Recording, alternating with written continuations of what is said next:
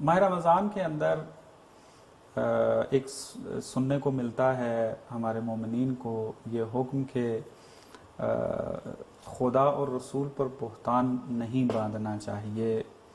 اس کے اوپر تھوڑی سی وضاحت فرما دیں تاکہ ناظرین جو ہیں وہ بھی محتاط ہو جائیں اس حوالے سے. جی بہت ہی اہم موضوع ہے، اور آپ کو معلوم ہے کہ اس وقت انٹرنیٹ کی دنیا ہے. میسیجز آ رہے ہیں، ان کو فارورڈ کر رہے ہیں ہم، یا آڈیو میسیجز آ رہے ہیں ان کو ہم فارورڈ کر رہے ہیں، یا ویڈیو میسیجز آ رہے ہیں ان کو فارورڈ کر رہے ہیں، یا ان باتوں کو ہم بیان کر رہے ہیں، آگے سن کے پڑھ کے دیکھ کے بیان کر رہے ہیں، اور روزے سے ہیں. ظاہر بات ہے. اور ہم نے مبتلات روزہ کے باب میں ایک موضوع یہ بھی پڑھا ہوا ہے کہ خدا، رسول اور ائمہ پر ایسی نسبت دینا کہ جو کہ حقیقت میں نہیں ہے. نسبت سے مراد کیا ہے کہ ایسی بات نقل کرنا، ایسی حدیث نقل کرنا، یا ایسا کوئی حدیث قدسی نقل کرنا ہے، کوئی ایسی آیت نقل کرنا کہ جو کہ حقیقت نہیں رکھتی، اور اس کو ہم آگے بیان کرتے ہیں، اور جان بوجھ کے کرتے ہیں. اس میں جان بوجھ جو ہے بہت اہم ہے کہ جان بوجھ کے قصد کرتے ہوئے غلط بات بیان کرتے ہیں. کسی کو ڈرانے کی خاطر، کسی کو متوجہ کرنے کی خاطر بعض اوقات حدیث اپنی طرف سے بنا کے پیش کر دیتے ہیں. ایسا مرحلہ بھی، اور ایسا مرحلہ بھی ہے کہ ممبر پہ بیٹھے ہیں، ممبر پہ زیادہ بالکل ایسے رولانے کے لیے کوئی بنا دیتے ہیں، یا نعرہ لگوانے کے لیے کوئی چیز جو ہے وہ بیان کرتے ہیں. ظاہر بات ہے کہ ماہ رمضان میں بھی ایسی مناسبات آتی ہیں کہ جن میں مجالس ہوتی ہیں. جناب خدیجہ کی وفات کا دن ہے، جشن ہے امام صلی اللہ علیہ وسلم کے، اس جشن کے موقع آگے پر شہادت امام علی علیہ السلام آ رہی ہے. تو اس لیے اہم موضوع، اور اس اہم موضوع کو چھیڑنا چاہیے. تو اگر تو جان بوجھ کے یہ نسبت دی جا رہی ہے خدا کے اوپر، یا رسول گرامی ختم مرتبت کے اوپر، یا 12 اماموں کے اوپر اگر ایسی نسبت دی جا رہی ہے، اور یہ جان بوجھ کے کام کیا جا رہا ہے، تو رہبر معظم آیت اللہ خامنہ کے مطابق احتیاط واجب کی بنا پر روزہ باطل ہے. اور ایک اور مرحلہ ہے اس کا جو میں بعد میں بیان کروں گا.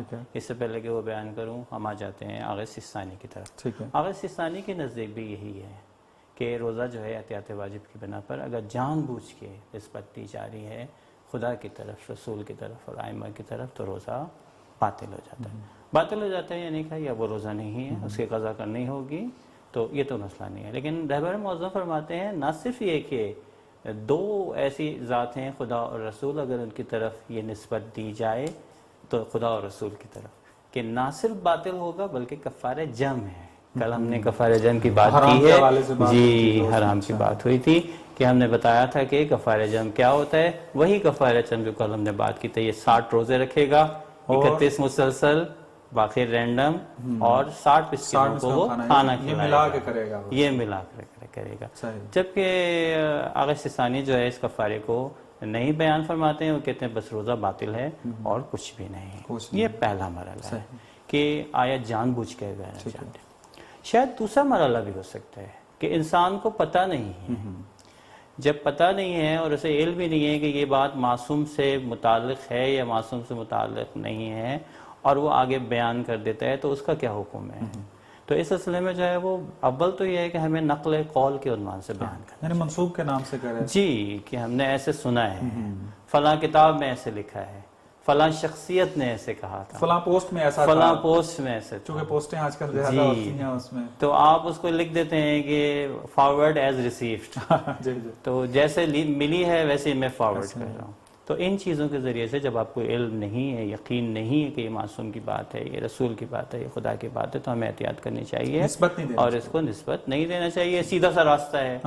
لیکن اگر غلطی میں کسی بھی صورت میں یقین نہیں تھا، شک تھا کہ شاید جو ہے یہ معصوم کی بات ہے، یقین نہیں آیا اور فارورڈ کر دی، تو اس صورت میں کیونکہ عمدی طور پر ہم جھوٹ نہیں باندھ رہے، کیونکہ جھوٹ باندھنا اصل ملا، تو اس سے روزہ باطل نہیں ہوتا اور اس میں کوئی پرابلم نہیں.